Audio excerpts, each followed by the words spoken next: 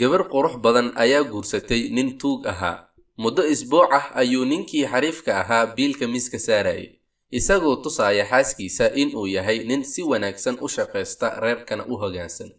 Nasiib darro, waxyaabihii uu horay u soo xaday ayaa isbuucii aqalka ka dhammaaden. Isbuucii kadib ayaa ninkii tuuga ahaa waxa uu u soo baxay inuu magaalada aado si uu wax u soo xado. Laakiin nasiib xumo, wax uu soo xado magaalada wuu ka soo waayay. Markaas ayaa waxa uu go'aansaday inuu gurigiisa isaga laabto.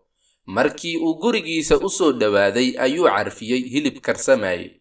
Asaga ma oga inuu hilibkan gurigiisa laga karinayo, sababtoo ah marka uu guriga ka soo tagayay waxna ma yaalin. Isaga oo yaaban ayuu arkay hilib dabka saaran. Markaas ayuu ninkii su'aal isweydiiyey, weliba asagoo taabanin hilibka. Markaas kadib ayuu la hadlay xaaskiisa, wuxuuna ku dhahay, xabiibti, xageed ka keentay hilibkan? Waayo marka aan saaka kaa tagayay guriga wax dhan ma yaalin.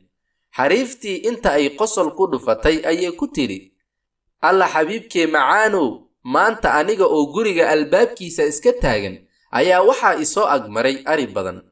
Markaas ayaa ariyadii ka reebtay mid ka mid ah. Waxaan isidhi, yuusan xaajigaagi kaa gaajoonin. Ninkii ayaa inta uu qoslay ku yidhi xaaskiisa, walle xabiibti, aniga iyo adiga isku dooq ayaanu nahay. Shay haddii aad fursad ku hesho yuusan kaa fakanin ee isla markiiba ku dheg.